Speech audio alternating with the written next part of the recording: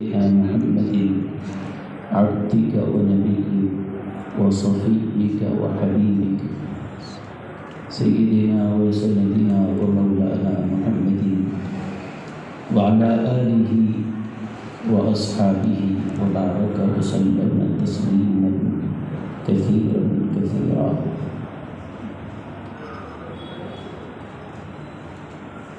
آج کی اس بابرکت محفل کے داعی خطیب اہل سنت پیر طریقت حضرت مولانا مہتاب چشتی کربلائی صاحب حفظہ اللہ یہاں تشریف فرما. معزز مکرم علماء کرام، مشائخ کرام، حضرت علامہ مولانا ثناء اللہ صاحب حفظہ اللہ تعالی، استاد دارالعلوم عربیہ کورنپیٹ،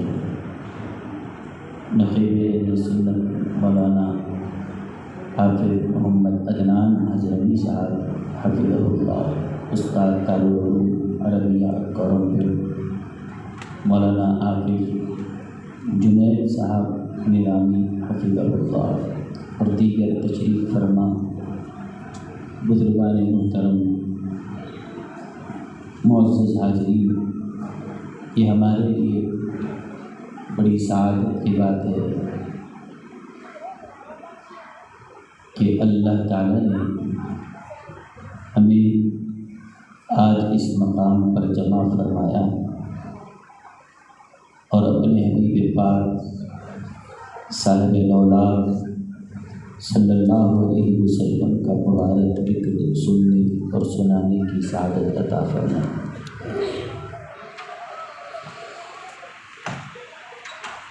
ان کے دربار اقدس میں جب بھی کوئی، ان کے دربار اقدس میں جب بھی کوئی غم زدہ آ گیا، تشنہ کام آ گیا. ان کے دربار اقدس میں جب بھی کوئی غم زدہ آ گیا، تشنہ کام آ گیا، تو دور غم ہو گئے، معصیت دھل گئی، مغفرت عافیت کا پیام آ گیا. دور غم ہو گئے، معصیت دھل گئی، مغفرت عافیت کا پیام آ گیا. اور کشتی نوح میں، نار نمرود میں، بطن ماہی میں یونس کی فریاد پر، کشتی نوح میں، نار نمرود میں، بطن ماہی میں یونس کی فریاد پر، آپ کا نام نامی اے صلی اللہ ہر جگہ ہر مصیبت میں کام آ گیا. سبحان اللہ، سبحان اللہ. آپ کا نام نامی اے صلی اللہ ہر جگہ ہر مصیبت میں کام آ گیا. اور لاڈلے تھے خدا کے کلیم خدا، فرق ہے پر کلیم اور محبوب کا.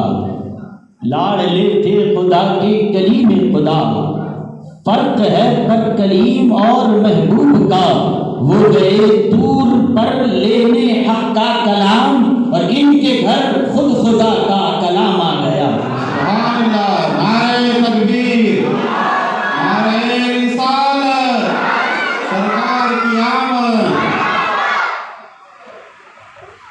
عربی میں ایک کہاوت ہے، فعل الحکیم لا یخلو عن الحکمہ. کہ حکیم کا جو کام ہوتا ہے، حکمت والے کا جو کام ہوتا ہے وہ حکمت بھرا ہوتا ہے، چاہے ہمیں سمجھ میں آئے یا نہ آئے. جب وہ ہوشیار ہے، سمجھدار ہے، تو سمجھدار آدمی سمجھداری کا ہی کام کرے گا، بیوقوفی کا کام نہیں کرتا. تو کوئی عام حکمت والا، دانائی والا، سمجھ بوجھ رکھنے والا غلط کام نہیں کرتا. وہ جو کر رہا ہے اس میں کچھ نہ کچھ حکمت ہوتی ہے. تو سمجھنا چاہیے اللہ تو حکیم مطلق ہے، وہ جو کرتا ہے اس میں مصلحت ہوتی ہے، حکمتیں ہوتی ہیں. چاہے وہ چیز ہمیں سمجھ میں آئے یا نہ آئے، لیکن وہ حکیم مطلق کا ہر کام حکمت والا ہوتا ہے۔ اللہ تعالیٰ کی حکمت بالغہ یہ بھی ہے کہ پروردگار عالم ہمارے ایمان کی حفاظت کے لیے اور اپنے مقدس کلام قرآن کریم کی حفاظت کے لیے اپنے نبی کریم علیہ الصلاۃ والسلام کی نبوت کی تصدیق کے لیے اللہ تعالیٰ نے ایسا انتظام فرمایا، اس نے اپنی حکمت کے ساتھ ایسا پیارا نظم کیا ہے کہ کوئی چاہ کر بھی قرآن کا انکار نہیں کر پاتا۔ دیکھیے قدرت کا انتظام کیسے، جس زمانے میں اللہ تعالیٰ قرآن کریم کو نازل فرمانے والا ہے اور قرآن اترنے کے بعد لوگوں سے یہ کہا گیا کہ قرآن اللہ کا کلام ہے، خدا کی کتاب ہے، اس پہ ایمان لاؤ۔ دیکھیے حکیم کا کام کیسے حکمت والا ہوتا ہے۔ تو جس زمانے میں قرآن نازل ہوگا اور لوگوں کو کہا جائے گا کہ یہ اللہ کا کلام ہے، اس پہ ایمان لاؤ، تو اب آپ سوچئے کہ لوگوں کا کیا ریئیکٹ ہوگا، لوگوں کا کیا رد عمل ہوگا۔ ظاہر سی بات ہے کہ جب کہا جائے کہ یہ اللہ کی کتاب ہے قرآن، اس پہ ایمان لاؤ، تو لوگ دو حصوں میں بٹ جائیں گے، دو حصوں میں بٹ جائیں گے۔ جو قرآن کی حقانیت اور اس کی سچائی کو دیکھ کر کچھ لوگ تو ایمان لا لیں گے، لیکن جن کے دلوں میں نفرتیں بھری ہیں، جن کے دلوں میں دشمنیاں ہیں، وہ یہ دیکھیں گے، دل کہے گا کہ قرآن اللہ کی کتاب ہے، لیکن زبان سے جھٹلائیں گے کہ یہ اللہ کی کتاب نہیں ہوگا۔ یہ اس کے علاوہ کوئی چیز نہیں ہے کہ قرآن جب اترے تو کیا ہوگا کہ جو حق پسند ہے، جس کی طبیعت سلیم ہے، وہ لوگ تو قرآن پہ ایمان لا لیں گے، لیکن جو ہر دھرم ہے، کٹر ہے اور دشمنی میں پکے ہیں، وہ ہزار بار دل اندر سے گواہی دے دے گا کہ یہ تو قرآن اللہ کی کتاب ہے، لیکن ان کی دشمنی اور ان کی نفرت کبھی زبان سے یہ کہنے ان کو نہیں دے گی کہ قرآن اللہ کی کتاب ہے، اس پہ ایمان لاؤ، اور وہ اسی پہ اڑے رہے۔ تو دو حصوں میں لوگ بٹنے والے تھے، ایک تو قرآن کو اللہ کی کتاب کہہ کے ایمان لا دیں گے، اور دوسرے وہ تھے جو قرآن کا انکار کر دیں گے۔ اب اللہ تعالیٰ نے ان کے لیے جو انتظام کیسے فرمایا کہ جو ایمان لائے وہ تو سعادت مند ہیں، اور جو قرآن یہ کہیں گے کہ قرآن اللہ کی کتاب نہیں ہے، تو پھر ان سے یہ سوال ہوگا کہ اللہ کی کتاب نہیں ہے تو پھر بتا کس کی کتاب ہے؟ اللہ کی کتاب نہیں ہے تو پھر کس کی کتاب ہے؟ وہ جواب دے گا دنیا کا یہی کوئی بھی شخص ہوگا، عرب کے ہو کے عجم کے ہوں، کہا جائے گا قرآن کو کیا کہتا ہے؟ کچھ کہا اللہ کی کتاب ہے، ٹھیک ہے۔ وہ لوگ جو اڑ گئے کہ یہ اللہ کی کتاب نہیں ہے، ان سے سوال ہے کہ ٹھیک ہے، اگر قرآن اللہ کی کتاب نہیں ہے تو پھر بتا کس کی کتاب ہے؟ کیا کہیں گے لوگوں؟ نہیں، کوئی انسان لکھ لیا ہوگا، اللہ کی کتاب نہیں ہے، کسی مخلوق نے لکھ لیا ہوگا، کسی نے لکھ دیا ہے، اور کسی انسان نے لکھا اور یہ کہا جا رہا ہے کہ یہ خدا کی کتاب ہے۔ تو ان سے جب یہ کہیں گے، وہ جب یہ کہیں گے کہ کسی انسان نے اس کو لکھا ہے، تو پھر قرآن ان کے لیے ایک چیلنج کو تیار کر کے رکھا تھا۔ کیا چیلنج تھا؟ اگر قرآن کسی انسان نے لکھا ہے تو تم بھی تو انسان ہو، قرآن جیسی کوئی اور کتاب تم بھی لکھ کے بتاؤ۔ جب انسان نے لکھا ہے تو تم بھی لکھو، تم بھی لاؤ اس جیسی کتاب۔ نہیں لائے، کہا کہ قرآن کے جیسی کتاب نہیں لا سکتے تو کم سے کم ایک سورہ تو لے کر آؤ قرآن کے جیسا، وہ بھی بڑا سورہ بقرہ کی طرح نہیں، سورہ کوثر کی طرح چھوٹا 3 آیت والا لاؤ، وہ بھی نہیں لائے۔ پھر کہا گیا یا تو قرآن جیسی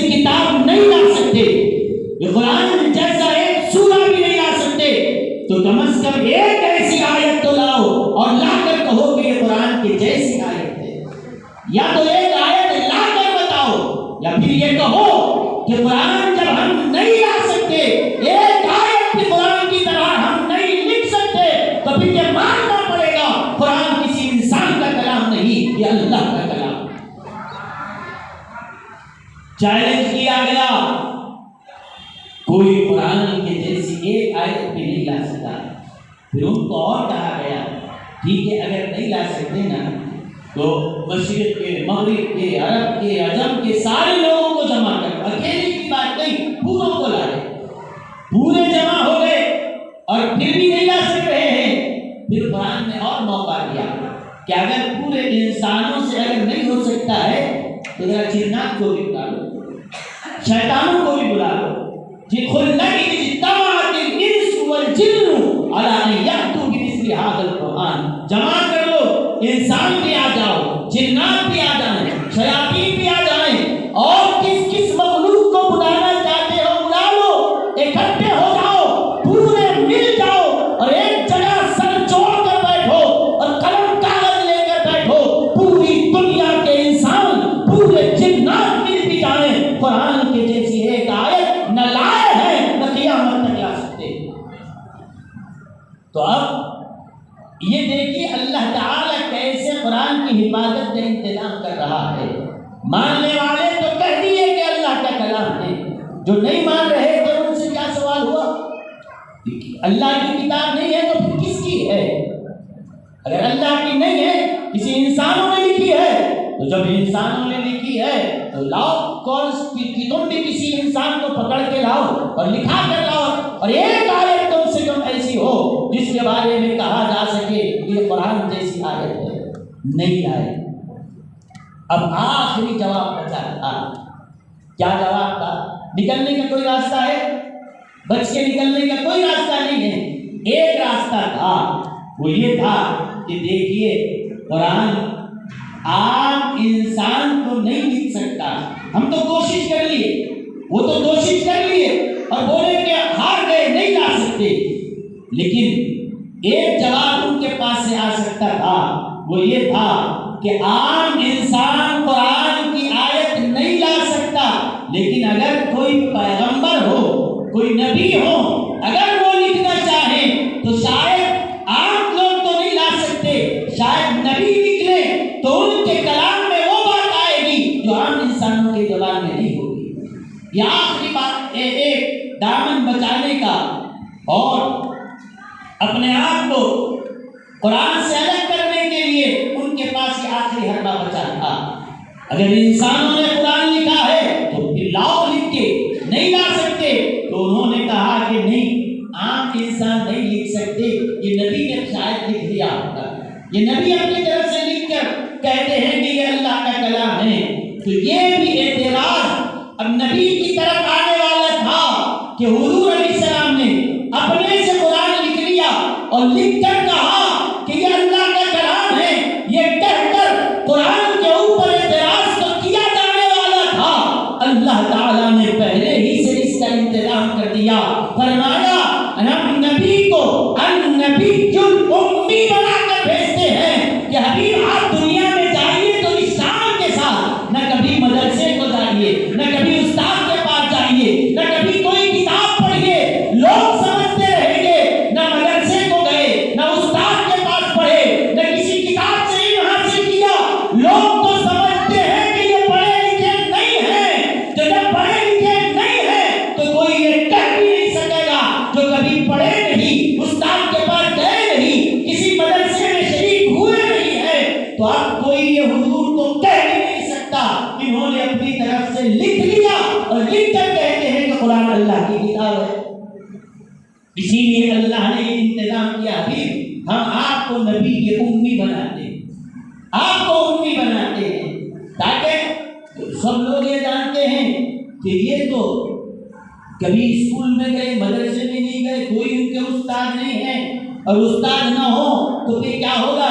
گھر میں غالب پڑھائے، لیکن حضور کا معاملہ ایسا رہا کہ آپ کے پیدا ہونے سے پہلے ہی آپ کے والد اللہ کو پیارے ہو چکے۔ تو کوئی کہہ سکتا ہے کہ حضور کو ان کے والد نے پڑھایا ہے؟ نہ، والد تو پہلے ہی انتقال کر گئے۔ نہ استاد ہے، نہ مدرسہ ہے، نہ کتاب ہے.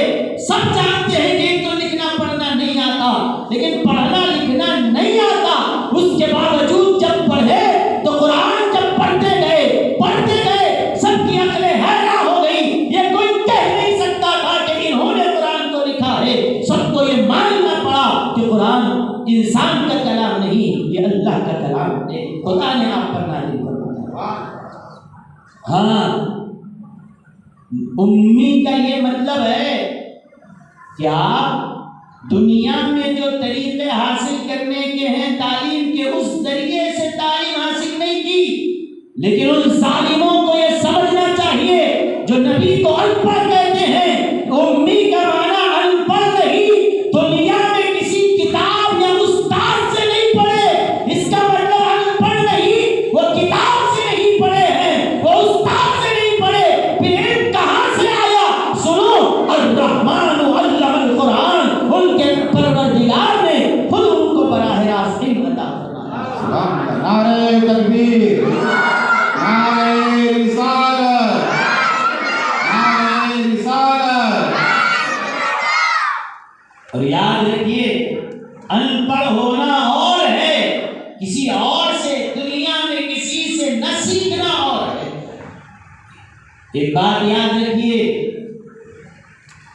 آپ قرآن کریم میں پڑھیے، اللہ فرماتا ہے وَعَلَّمَكَ مَا لَمْ تَكُنْ تَعْلَمْ. حبیب، آپ جو نہیں جانتے تھے، آپ کے رب نے آپ کو وہ سارا سکھا دیا. تو اللہ خود کہہ رہا ہے کہ ہم نے نبی کو علم دیا ہے، ہم نے ان کو سکھایا ہے. تو پھر کس منہ سے تم کہہ سکتے ہو کہ نبی ان پڑھ کے پڑھنا لکھنا نہیں آتا تھا؟ یاد رکھیے، اگر تم کسی استاد کے پاس پڑھتے ہو تو عالم اور علامہ بنتے ہو. استاد کے پاس پڑھنے والا عالم ہے تو جو استاد سے نہیں رب کے پاس پڑھا ہو وہ کیسے ان پڑھ ہو سکتا ہے؟ جس کو عالم نے پڑھایا ہے وہ علامہ بن گیا، جس کو استاد نے پڑھایا ہے وہ تو عالم بن جائے، اور جس کو رب نے پڑھایا ہے وہ کیا بنتا ہے؟ وہ علم والا ہے کہ جس کے علم کا کوئی اندازہ ہے نہ کوئی اس کو سمجھ سکتا ہے. میرے بزرگوں کو دوستوں، اس کے ساتھ ساتھ آپ یہ بھی بات سمجھتے چلیں کہ دیکھیے سورہ علق میں اللہ تعالیٰ نے ارشاد فرمایا اقرأ وربك الأكرم الذي علم بالقلم. اس رب کے نام سے پڑھیے، الذی علم بالقلم، جس نے قلم کے ذریعے علم دیا. علم کس کے ذریعے دیا؟ قلم کے ذریعے.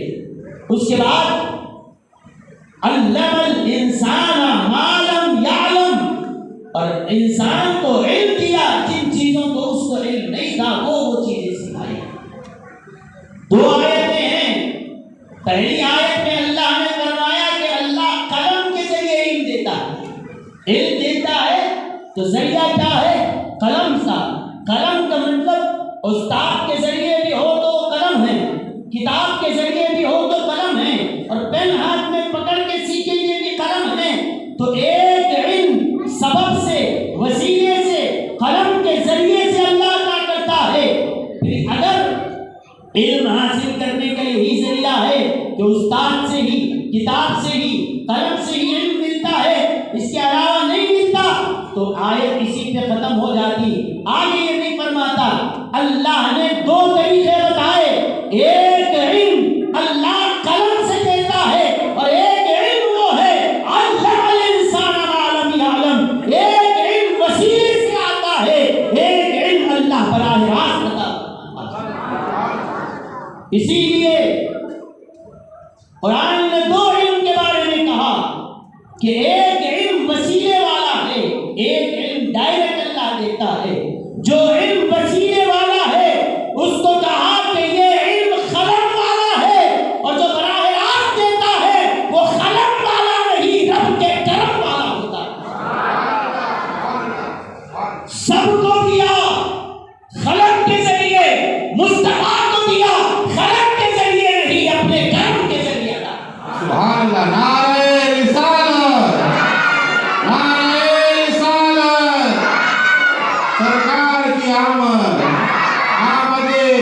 मुस्तफा, उलमाए अहले सुन्नत।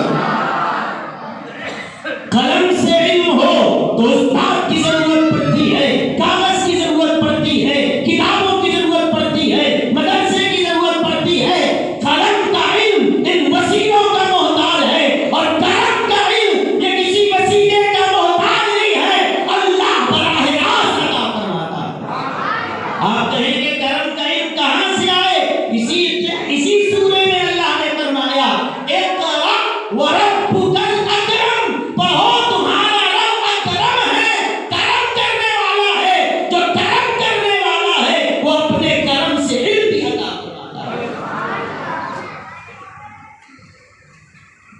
अब तो हुजूर सल्लल्लाहु अलैहि वसल्लम को जो कहा गया सूरह आराफ के अंदर कि अन्नबियुल उम्मी, तो इसका ये तर्जुमा कर रहे हैं कि ये नबी अनपढ़ थे, पढ़ना लिखना नहीं आता था। अरे पढ़ना लिखना नहीं आता था, ये अल्लाह ने उनको इसलिए रुका कर रखा कि आप लिखने वाले मत बनो, क्योंकि लोग आपको देख रहे हैं लिख रहे हैं, तो लिखता हुआ देखेंगे तो कहेंगे ये तो अच्छे राइटर हैं, लिखने वाले हैं, जैसे और चीजें लिख लिए कुरान भी लिख कर कह रहे हैं। इसीलिए हुजूर सल्लल्लाहु अलैहि वसल्लम हजरत हस्सान बिन साबित से अशार तो सुनते तो थे, हजरत काब बिन ज़ुहैर से अशार सुनते तो थे, सहाबा से नाम सुनते तो थे, लेकिन नबी ने शायरी नहीं की। शायरी नहीं की क्यों? अल्लाह ने पहले ही फरमाया, वमा अल्लमनाहु शिअरा वमा यंबग़ी लहु, हमने आपको शायरी नहीं सिखाई। क्यों? शायर होना, अशार कहना अच्छी बात है, हुजूर के भी अशार होते, लेकिन अल्लाह फरमाता है अभी आप शायरी मत कीजिए, आप अशार मत कीजिए, कहिए, क्योंकि आज आप अगर अशार कहने वाले हो जाएं तो लोगों को ये कहने का मौका मिलेगा ये बहुत बड़े शायर हैं, साहिब दीवान हैं, जो अशार का दीवान लिख सकता है वही कुरान भी लिख सकता है। कहा कि अभी आप कभी शेर शायरी भी मत कीजिए, न किसी के सामने लिखिए, न कहीं मदरसे को जाकर पढ़िए। अगर आपकी शायरी के डंके जमाने में बजने लगेंगे तो लोग कहेंगे ये बहुत बड़े शायर हैं, जैसे अशार लिख दिए वैसे ही ये कलाम भी लिख दिए और लिख कर कहते हैं कि ये कुरान अल्लाह की किताब है। कहा कि नहीं, आप इससे रुके रहिए। आता तो बहुत था, लेकिन अल्लाह ताला ने फरमाया अभी लोगों के ईमान को बचाने के लिए हम कहते हैं कि आप अशार लिखिए। आप कभी उन किसी के सामने लिखना लिखिए मत। और फिर ये आप ये भी बात याद कीजिए, लोग समझते हैं लिखना, मैं आपसे पूछता हूँ लिखना कमाल है क्या है भाई? कोई लिखना पढ़ना किसी को आता है तो ये कमाल है क्या है भाई? कमाल है, कमाल है। एक हिसाब से कमाल है, एक हिसाब से ऐब है। सुनिए, अब मैं चूंकि जामिया के नायब शरफुल माक़ूलात हूँ, माक़ूलात की गुफ्तगू आपके सामने करता हूँ। आप बताइए लिखना पढ़ना, लिखना कमाल है क्या ऐब है? कमाल है, पक्की बात जी, पक्की बात है कि कमाल है। ठीक है, अगर लिखना कमाल है तो क्या अल्लाह भी लिखता है? कि कमाल है तो फिर अल्लाह भी लिखना, अल्लाह लिखता है? बोलिए, लिखता है? नहीं।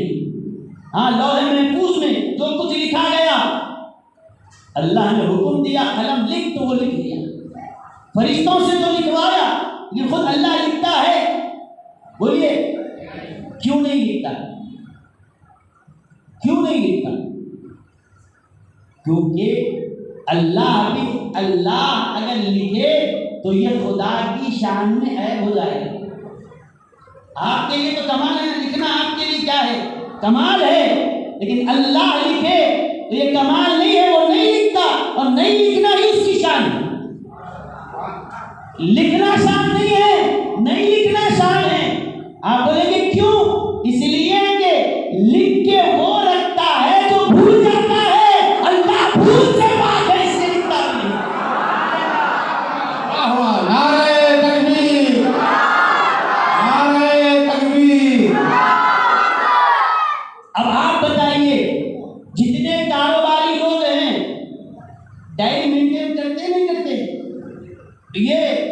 رفیق بھائی کو 50,000 دینا ہے, سلیم بھائی کے سے 40,000 آنا ہے. کیوں لکھ رہے, کیوں لکھ کے رکھے؟ اس لیے لکھ رہے ہیں تاکہ بھول نہ جائیں. تو لکھنے والا جو لکھتا ہے آپ سمجھتے ہیں یہ کمال ہے, کمال نہیں, اس کی مجبوری ہے. 10 آدمی آ کے خرچہ لے کے چلیں گے, ایک آدھ تو ڈبا دے گا اگر نہیں لکھیں گے, ہوگا کیا؟ حساب ادھر ادھر ہو جائے گا. اسی لیے ہم لکھتے ہیں 15 تاریخ کو یہ پیسے لیے, آ کے 20 تاریخ کو واپس کرنے کا وعدہ ہے, ان کو اتنے دینا ہے, ان کے پاس سے اتنے آنا ہے. اور آپ لکھ لکھ کے کہتے ہیں میں بڑے کمال والا ہوں, مجھے لکھنا آ گیا, مجھے لکھنا آ گیا. یہ لکھنا آنا تمہارا کمال نہیں ہے, تمہارے اندر بھولنے کی عادت ہے, اسی لیے مجبور ہے. نہیں لکھیں گے بھول جائیں گے, اسی لیے لکھ کے محفوظ کر لیں. اور اللہ لکھتا اس لیے نہیں ہے, لا یضل ربی ولا ینسا, میرا رب نہ بھولتا ہے نہ وہ راستے سے کوئی چیز اس کو ہٹا سکتی ہے. اللہ تعالیٰ بھول سے پاک ہے. جو بھولتا ہی نہیں اس کو کیا ہو جی, جو بھولتا ہی نہیں اس کو لکھنے کی عادت ہی نہیں. میں آپ کو کہتا ہوں, دیکھیے ہمارے حضرت مہتاب چشتی صاحب اگر یہ فرمائیں کہ دیکھیے اگر آپ رزق میں برکت چاہتے ہیں, رزق میں برکت چاہتے ہیں تو آپ یہ آیت روزانہ پڑھیے, ان اللہ هو الرزاق ذو القوۃ المتین. یہ پڑھتے جائیے, رزق میں بڑی برکت آئے گی. آپ کیا کریں گے, فوراً پین نکال کے لکھ لیں گے. بعد میں آیت یاد نہیں ہوگی اس لیے لکھ لیں گے, یا پھر موبائل میں ٹائپ کر لیں گے. آپ سب لکھ رہے ہیں لیکن مولانا عدنان حضرتی صاحب نہیں لکھیں گے, مولانا جنید صاحب نہیں لکھیں گے. وہ کہیں گے لکھنے کی ضرورت ان کو ہے, میں تو حافظ ہوں, میرے حافظے سے کہاں سے قرآن نکلنے والا.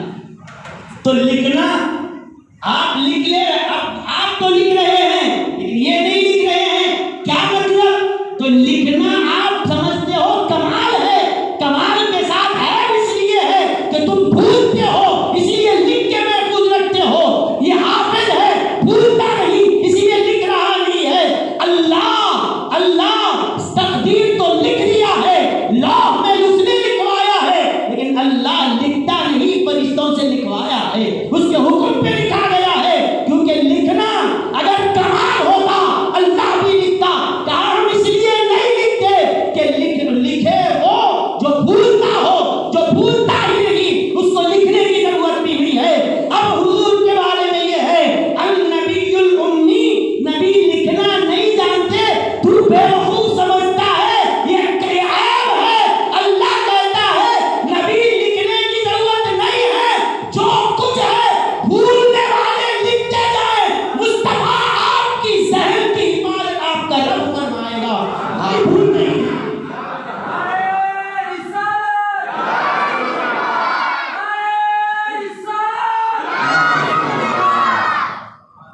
اللہ اعلان کر رہا ہے سنقرئک فلا تنسى, مصطفیٰ پڑھانے والے ہم ہیں, تو آپ کو جب ہم پڑھائیں تو آپ بھلا سکتا ہے. کون بھلائے گا جو ہم پڑھانے والے ہیں. ہم جب پڑھائیں گے تو ہرگز آپ بھولنے والے نہیں ہیں, پڑھانے والے ہم. اچھا پھر پڑھائیں گے ہم, آپ بھولیں گے نہیں. آپ بھولیں گے نہیں تو کہیں نہ کہیں بڑھاپے میں یا بڑی عمر کے بعد کہیں سے کہیں نکل جائے, کہاں لکھو نہیں, ہم بھولنے نہیں دیں گے. ان علینا جمعہ وقرآن, اس کو جمع کر کے رکھنا, حفاظت کر کے رکھنا, اس کو پڑھانا مصطفیٰ ہماری ذمہ داری ہے. آپ کو ایسے پڑھاتے ہیں آپ بھولتے ہی نہیں, جو بھولتا ہی نہیں اس کو لکھنے کی ضرورت نہیں ہے. لکھنے کی ضرورت تو اس کو پڑتی ہے جس پہ بھولتا ہی ہوتی ہو. سمجھ گیا؟ اب بولو لکھنا عیب ہے کہ کمال ہے؟ ہاں نہیں, اسکول جانا چھوڑ دیں گے کہ یہاں آپ کے اسکول جانا ضروری, لکھنا پڑھنا ہمارے لیے ہے کمال ہے. لیکن وہ ایسی ذات ہے, ایسی ذات ہے کہ جس کی ذہن کی حفاظت, جس کے دماغ کی حفاظت کا اللہ والا فرمائے مصطفیٰ آپ کی ذہن کی ایک ایک چیز کی ہم حفاظت کریں گے. اور نبی کو ایسے محفوظ رکھا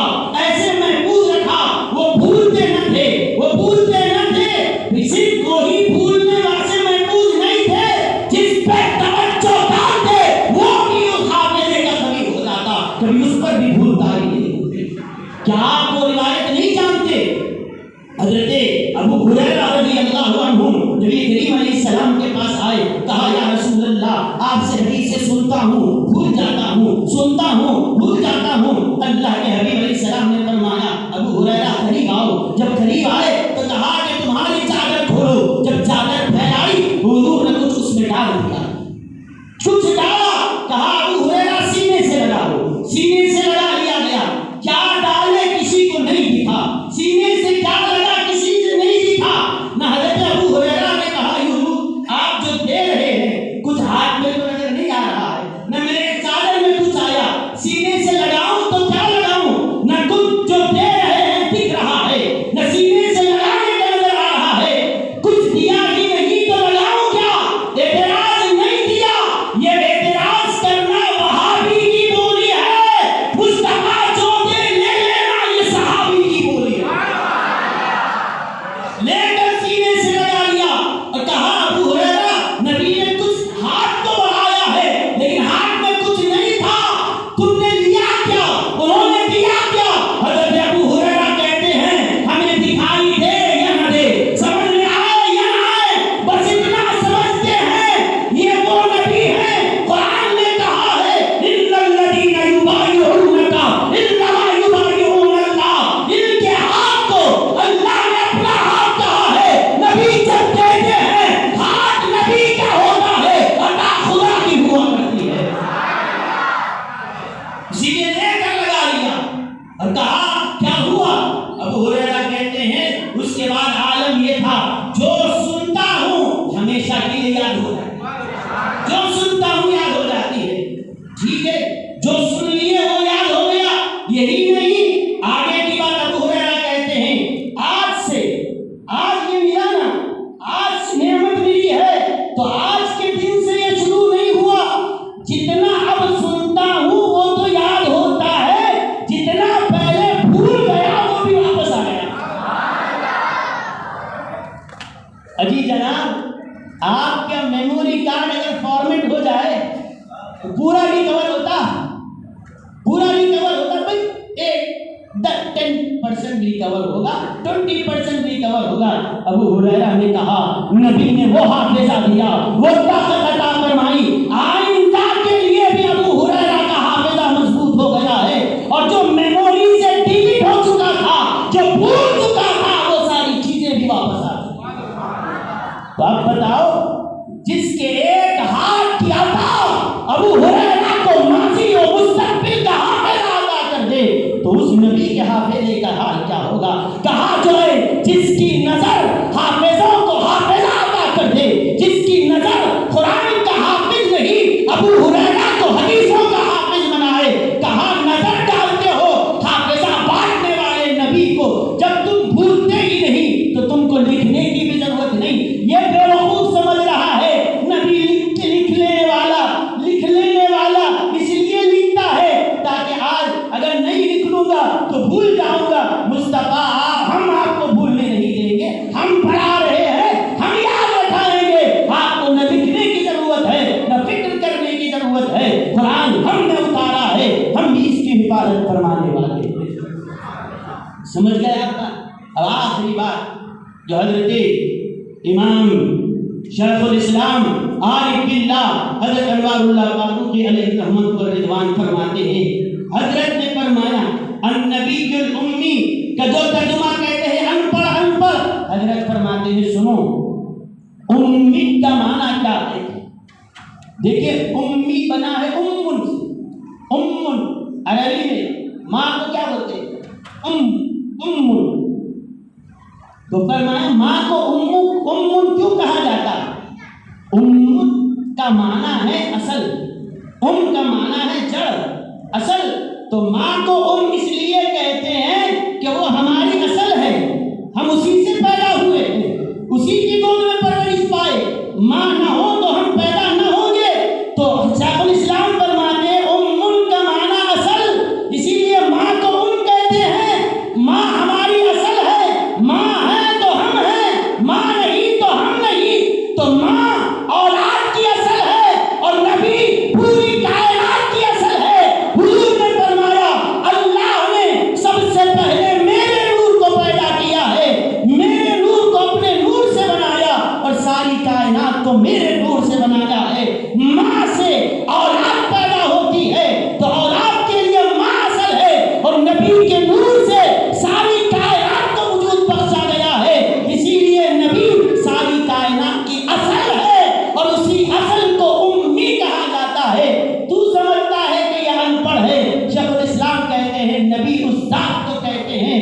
اصل ہو. کس کی اصل؟ صرف ایک انسانوں کی نہیں، پوری کائنات کی اصل اللہ نے آپ کو بنایا.